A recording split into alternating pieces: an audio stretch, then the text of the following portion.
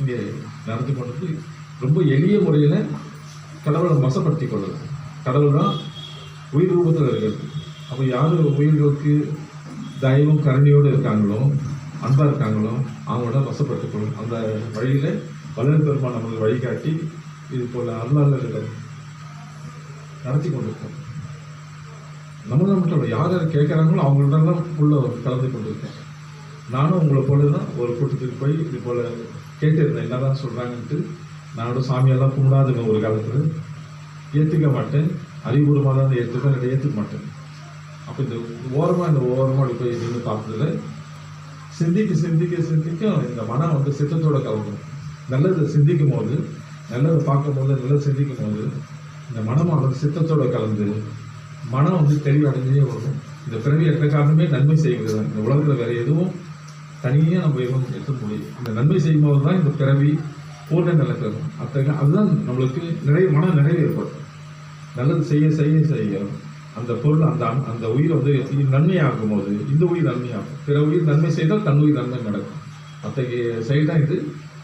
நன்மையை தீமையும் நம்ம எங்கிருந்து எடுக்க முடியாது. நம்ம செய்கிற செயலேருந்து நம்மளுக்கு நன்மை தீமை வந்து, தீமை செய்தால் தீமை வரும், நன்மை செய்தால் நன்மை வரும். அத்தகைய செயல் தான். அப்போ எல்லா பொருளும் இறைவன் வசப்பட்டுக் கொள்ளுங்கள். அப்போ எல்லா பொருளும் தன் பொருள் போல, எல்லா உயிரும் தன் உயிர் போல யார் நம்ம மனதில் வச்சிருக்கோமோ, நடக்கிற மனசில் நினச்சினால போதும், நம்ம அந்த பொருள் நம்மளுக்கு வசப்படும். அப்போ உயிர்களுக்கு அன்பு செலுத்துவதே இந்த பிறவி எடுத்திருக்கும். இந்த பிறவியில் அன்பு செலுத்தும் போது இந்த உடல் ஆரோக்கியம் பெறும். நம்ம இந்த உடலை வந்து அற்புதமான உடல், இயற்கை நம்மளுக்கு வசப்படுத்தி கொள்ளும். இந்த உடலுக்கு வந்து இறைவன் உள்ள காரியப்படுறார். இந்த உடல் எனது கிடையாது, நான் ஒரு கருவியாக இருக்கேன். இறைவன் உள்ளது இந்த உடலை நடத்தி கொண்டிருக்கார். அவருக்கு அன்பாக இருந்தால் அவர் வசப்பட்டுக் கொள்வார். அன்பு இல்லைன்னா அவர் விலகி இருப்பார். விலகி இருக்கும்போது, கடவுள் நம்மகிட்ட விலகி இருக்கும்போது உடல் உபாதம் வந்துடும், வலி எடுக்கும், உபாதம் வரும், நோய் வரும், இதெல்லாம் வரும், பல இதெல்லாம். கடவுளோடு நம்ம இணைந்து இருந்தால், ஒருமையோடு இருந்தால் கடவுள் கூட காரியப்படுவார். விலகி இருந்தால், கடவுள் எப்படி விலகி இருக்குன்னா, நம்ம உலகில் அதிகமாக ஈடுபடும் போது கடவுளை மறந்துடும், தன் விருப்பம் போல் நடக்கும். தன் விருப்பம் போல் நடந்தால் இந்த உடல் வந்து கெட்டுடும். இறைவனுடைய விருப்பம் போல நடந்தால் இந்த உடல் கெடாது. அத்தகைய நன்மை தான் வளர் பெருமான் நடந்து எப்போதும் சிவசிந்தனையோடு எல்லா உயிரையும் தன் உயிர் போல் எண்ணுனா போதும், தன்னால் முடிஞ்ச உயிர்கள் பண்ணால் போதும். அப்படின்னா தன் உயிரும் பிற உயிரும் வேற இல்லைன்னு நினைச்சா போதும். இந்த உயிர் வந்து ஒருமையோடு இருக்கும். மனமும் சித்தம் ஒருமையாக இருந்தால் இந்த தேகம் வந்து சித்தி உண்டாகும். பக்தி மூலமாக சித்தி உண்டாகும். ஜீவரிடம் பக்தியும் கடவுளிடம் பயமும், கடவுளிடம் பயமும் ஜீவரிடம் பக்தியும். பக்தி தான் ஒரு உயிருக்கு நன்மை செய்வது. உயிருக்கு நன்மை செய்தாவே சித்தி உண்டாகும். சித்தி என்பது இதில் மனம் வந்து அன்புக்கு அடிமையானா இந்த மனம் வந்து பூர்ண நிலை பெற்று, இந்த மனம் வந்து ஊனா இருந்த மனம் உயிரா மாறி, உயிரா இருந்த மனம் சித்தத்தோட கூடிடும். இந்த உடல் தான், மனம் தான் உடலா இருக்கு, இந்த மனம் தான் உயிரா இருக்கு, இந்த உயிர் தான் ஒளியா இருக்கு, ஒளி தான் சித்தமா இருக்கு, சிவமா இருக்கு. அப்போ ஒன்னோட ஒன்று இணைஞ்சு எப்படி பால் தனியாக வச்சா கெட்டுடும். பாலை பதப்படுத்த நன்மை செய்ய பால் வந்து மோராகுது, வெண்ணையாகுது, எல்லாம் தயிரை எல்லாம் மாறணும். எப்படி நம்ம நெய்யா நம்மளுக்கு கெட்டு போகாது இருக்கோ, அது போல் இந்த தேகத்தை கெட்டு போகாமல் இருக்கிறதுக்கு, தேகம் ஒளியாக்குறதுக்கு எளிய முறை தான் இருக்குது. இது வந்து பெரிய காரியம் கூட கிடையாது, எளிமையான காரியம். எல்லா உயிரும் இறைவன் அடையதான் காத்து கொண்டு இருக்கு. அந்தந்த உருவமும் உயிர்களும் இந்த பூமியில பிறவி கடனை தீர்ப்பதற்கு இந்த பூமியில பிறந்திருக்கும். நாமும் இந்த பிறவி எல்லா உலகத்தில் அத்தனை உயிர்களும், ஆனால் எல்லா உயிரும் அதோட கடமை செய்திருக்கு. ஈவன் இந்த மைக்கு கூட, இந்த தொண்டு கூட, இந்த டேபிள் பிரச்சனை, எல்லா உயிரும் இந்த பூமியில நம்மளோட இணைந்து அந்த பூர்ண நிலை பெறுவதற்கு ஒரு காரியம் பண்ணு. அதனால எல்லா பொருளும் மதிச்சா போதும். எந்த பொருளும் மதிக்கலையோ அது நம்மளுக்கு உபாதையா மாறிடும். அதனால எளிய முறையில் இந்த ஜோதியில எல்லாமே அடங்கியிருக்கு. ஜோதியில வந்து இந்த உடல் உயிர் எல்லாம் ஒளி எல்லாத்தையும் அடைஞ்சு இந்த உயிரில் அடங்கியிருக்கு. அதனால ஜோதி ஒன்று வணங்கினாவே இந்த உலகத்தை வேற எதுவும், உலகம் வேற இல்லை, இந்த உயிர் வேலை எல்லாரும் ஜோதிகள் அடக்கும். எல்லாரையும் பார்த்து நம்ம வணங்க முடியாது, எல்லாரையும் பார்த்து நினைக்க முடியாது. அதனால ஜோதியில் இந்த வானமும் பூமியும் ஜோதிகள் அடக்கும். சூட்சுமது புறத்தில் இருந்து தத்துவ பொருள், ஒரு தத்துவம் நம்மளை வெளிப்படுத்துவதற்கு, நம்மளை காரணக்கருவி விளக்குவதற்கு வெளியில ஒரு சாட்சியம் வந்திருக்கு. ஒரு கண்ணாடி போல தன்னை உள்ளத்தில் இருக்கிறது தன்னை வெளியில வச்சிருக்கும். வெளியில எப்படி மதிக்கிறோமோ உள்ளத்துல அப்படி நடக்கும். வெளியில தீமை செய்தா உள்ள தீமை நடக்கும், வெளியில நன்மை செய்தா உள்ள நன்மை செய்யுது. அப்ப நன்மை தீமை எங்கிருந்து வருது? நாம செய்யற செயல தான் நம்மளுக்கு நன்மை தீமை வருது. இது வேற எதுவும் ரொம்ப எளியதான். அப்போ பிற உயிரும் தன் உயிரும் எண்ணி பார்த்தா பிற உயிருக்கு நன்மையே செய்தா நன்மை உண்டாகும். பிற உயிருக்கு மனக்கோணமே நன்னா மனசு வலிக்கும். நீங்க ஏதோ பாருங்க, படத்துல பார்க்கும் போதே ஒரு அழுகிற காட்சி பார்க்கும் போதே உருக்கமான பேச்சு கேட்கும்போது கண்ணில் தண்ணி வரும், உருகுது நம்மளுக்கு கூட. என்னதான் நம்ம விளையாட அப்படின்னு இருந்திருந்தா வெளியில போயிருந்தாலும் ஒரு படமோ ஒரு சீரியலோ ஒரு ஏதாவது மனசு ஒண்டி போயிட்டா அங்க என்ன காட்சி நடக்குதோ அந்த காட்சிங்க உள்ளுக்கு கண்ணி வருது, அந்த காட்சிக்கு நம்ம ஆஃப் பண்ணா அழிஞ்சு போயிடும். அந்த காட்சிக்கு மனம் உருகும் போது இந்த உயிர்களுக்கு நம்ம எவ்வளவு மனம் உருக்கம் ஏற்படும். இது எதாச்சும் நம்மளுக்கு இருக்குதான். நம்ம தெரிஞ்சாலும் தெரியலாலும் மனம் உருக்கக்கூடிய தன்மை தான். அத்தகைய தன்மையில ஒரு நாயோ கோழியோ ஏதோ வருத்தப்பட்டா கூட நம்ம அதுக்கு உதவி செய்யணும்னா போகுது. எப்பயாவது மறக்கும் போது நம்ம ஆசைப்படும் போது தான் அதை நம்ம விருப்பத்துக்காக ஆசைப்படும் போது தான் அதை நம்ம அடைய நினைக்கிறோம். அது எப்படி அடைய நினைக்கிறோம்? துன்பத்தால் நம்ம அடைய நினைக்கிறோம். துன்பத்தை அடைஞ்சு நம்ம இன்பம் காண்றோம். அதனால அங்கதான் தீமை நம்ம ஆரம்பிக்குது. அதனால்தான் பிற உயிரும் தன் உயிராக நினைக்கும் போது எந்த உயிரும் நம்ம கொல்ல மாட்டோம், எந்த உயிரும் இம்சப்படுத்த மாட்டோம். அங்கேயே ஆன்மீகம் நம்மளுக்கு அமைஞ்சது. பிற உயிரை இம்சப்படுத்த மாட்டோம்னு ஒரு கொள்கை எடுத்துட்டாவே ஆன்மீகம் நீங்க தேடி கூட போகலாம். அது உங்களை வசப்பட்டுக்கணும். கடவுளை தேடி கொடுக்காது, கடவுளே உங்களை வசப்படும். எப்போ நீங்க பிற உயிரும் தன் உயிரும் ஒண்ணுதான் மனசுல எண்ணி பிற உயிருக்கு இம்சை உண்டாக்கூடாது என்னன்னாலும் போதும், அங்கேயே நம்ம இறைவன் நம்மளோட வசப்பட்டுக்கலாம். அங்கேயே சத்தியம் ஒளிஞ்சிருக்கு, சத்தியம் ஒளிஞ்சிருக்கும். இறைவன் வசப்பட்டுக் கொள்வார், இறைவன் உள்ள முழுக்க அகப்பட்டுக் கொள்வார். இறைவன் தான் எல்லா உயிரிலும் இருக்காரு. எல்லா உயிரும் தன் உயிரா இருக்கு. இந்த உடல் வந்து சாதாரண உயிர் கிடையாது. இந்த உலகத்துல எத்தனை உயிர் இருக்கோ அத்தனை உயிர் இந்த உடலுக்குள்ள அமைஞ்சிருக்கு. வானத்துல எத்தனை அற்புதம் இருக்கும் அத்தனை அற்புதம் இந்த கருத்துல கடங்கிருக்கு. அதான் பெருமான் சொல்றது, கண்ணிலையும் கருத்துல நமக்கு அடங்குச்சு. காட்சியில எல்லாமே தெய்வமா தெரியும், கருத்துல எல்லாமே சிவமா தெரியும். கண்ணுல காட்சியெல்லாம் தெய்வ வடிவமா இருக்கும். தெய்வம் இல்லைன்னா எல்லாமே தெய்வ வடிவம், எல்லாமே தெய்வம் தான்.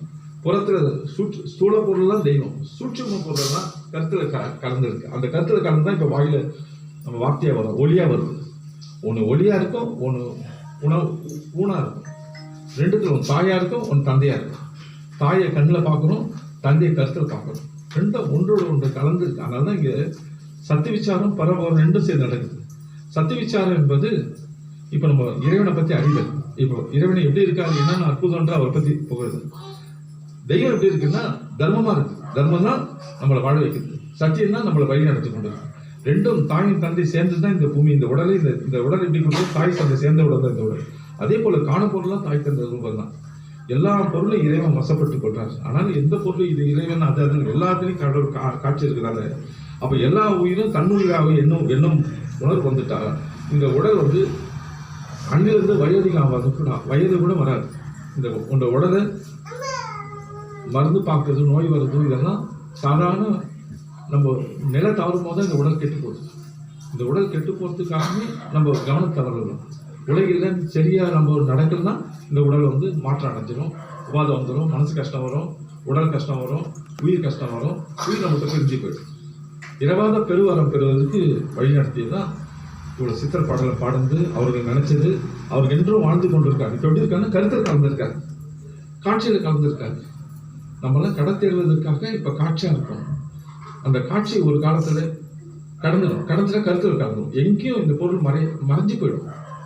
இன்னைக்கு இருக்கும், அது எங்கேயும் விலகி கெட்டு போயிடுது, எங்கேயும் விலகி போயிடாது, நமக்குள்ளதான் இருக்கும். எந்த பொருள் கொடுத்தாலும் அந்த பொருள் சூட்சமா நம்மளுக்கு வந்துடும்.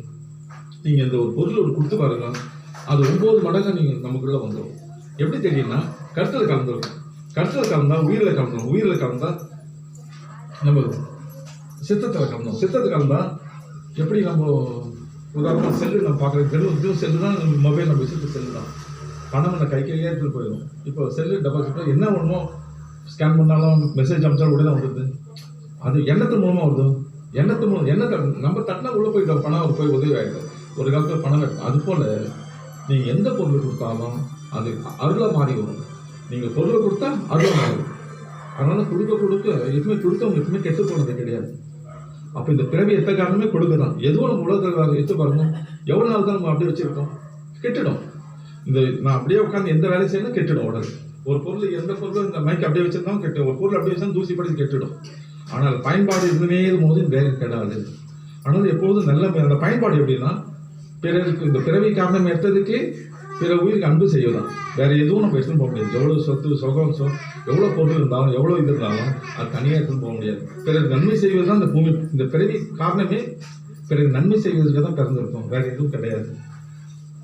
இந்த நன்மை செய்வதற்கு தான் இந்த பிறவி கடன். இந்த பிறவி கடன் அது வந்து கடன் என்றும், அது இன்னும் சொல்ல போனா பிணின்னு சொல்லுவோம். அதை கடமையை தவறுனா பிணியா மாறிடும். அப்ப பிறவி கடன் நீர்ப்பதற்கு அது முதன்மையான சொல் தர்மன்றோம். இந்த பிறவி பிறந்ததுக்கு தர்மத்தை தான். ஆனால் தர்மத்தை நம்ம செஞ்சு கொண்டிருக்கோம். எந்த மனசு ஆன்மீகம் தெரியுதோ இருந்ததோ ஞானம் புரியுதோ இல்லையோ, ஆனா உள்ள உணர்வு மனசு எப்ப குடும்பமானு சொல்றோம், பாவம்னு சொல்றோம். அது விஷயம் ஞானமே தெரியலாம் கூட பாவம், அந்த அந்த ஜீவனை கொல்லக்கூடாது, அந்த மனசு கஷ்டப்படுத்தக்கூடாதுன்னு சொல்லுவோம். ஏன்னா பிற மனசு கஷ்டப்படுத்த இந்த மனசு ஏற்றுக்காங்க. அப்ப இயற்கை நீதி, இயற்கையே இறைவன் தான். அப்ப இயற்கை வேற இல்லை, இறைவன் வேற இல்லை. நாமும் இறைவனோட கூடிதான் இந்த உடல் உயிர் எல்லாம் இருக்கு. அப்ப அவன் வேறு நான் வேறு, நானும் அவனும் ஒன்றுதான். அவர் தான் என்னை வழி நடத்துகின்ற. எப்போ என்னை வெளிப்படுத்தணும் அப்போ அவர் விலகிறார். அதனாலதான் நல்ல நண்பர்கள்லாம் பழைய நண்பர்கள்லாம் தன்னை வெளிப்படுத்த மாட்டாங்க, இறைவனை தான் முன்படுத்துவாங்க. தன்னை மத்தி எந்த பொருளும் கொடுக்கறது கூட நம்ம கிடையாது, இறைவன் சொல்லி தான் நம்ம கொடுக்குறோம். இறைவன் உள்ள இருந்தால்தான் கொடுக்க மனசு இருக்கு. நம்ம இறைவனை மரணம் கொடுக்க நம்ம வச்சுக்கோம். அப்போ இறை சிந்தனை தான் கொடுத்து கொண்டே இருப்பார். இறை சிந்தனை தான் நன்மை செய்து கொண்டே இருப்பார். எப்ப இறை சிந்தனை மறக்கிறோமோ அப்ப தன்குணம் வந்துடும். இறைவன் பாதி மனிதன் பாதி நம்மளும் சொல்றாங்க, கடவுள் பாதி மிருகம் பாதி கலந்து வைத்து கலவை இருந்தாலும் அதெல்லாம் அப்படிதான். இந்த உடலுக்குள்ள இறைவன் எப்போ கொடுத்து கொண்டே இருக்கும்போது இந்த உடல் வந்து ரத்தம் தான் சூட்சமா மாறி அது உள்ள வெள்ளணுக்களா மாறி, சிவப்பு அணுக்கள் வெள்ளணுக்களா மாறி ஒளி தேகம் பெற்று இந்த உடல் வந்து ஒளி தேகம் மாற்றம் கொடுக்க கொடுக்க பாருங்க, ஒளி தேகம் வந்துடும். அந்த ஒளி தேகம் உள்ளவங்களுக்கு இந்த உடல் வந்து உஷ்ணமா இருக்கும், எப்பவுமே உஷ்ணமா இருக்கும். உஷ்ணம் உடல்ல இருக்கும்போது தேகம் எந்த நோயும் வெளியில எந்த கிருமியும் உள்ள அண்டாது. ஆனாலும் கொடுத்தவங்க எப்பவுமே கெட்டு போனது கிடையாது, கெட்டு போகவே மாட்டாங்க. அது சத்தியம் தான். கொடுத்தவங்கலாம் என்ன ஆகும், தர்மத்தை வந்து சத்தியத்துக்கு மாறிக்கொண்டே இருக்காங்க. சத்தியம் வந்து கெடாத பொருள், தர்மம் வந்து வழி நடத்துகிற பொருள். தர்மம் தான் இந்த பிறவி எத்த காரணமே இறைவன் அடைவதற்கு தர்மம் ஒரு வழியா இருக்கு. அந்த வழியில தான் வளர் பெருமானுக்கு ஜீவ காரணமே கடவுள் வழிபாடு. உயிருக்கு அன்பு செய்வதே கடவுள் வழிபாடு. கடவுள் எப்படி இருக்காருன்னா உயிருக்கு ரூபத்தான் தான் இருக்காரு. அப்ப உயிருக்கு அன்பு செய்யும் போது கடவுள் நிறைய அடைகிறது.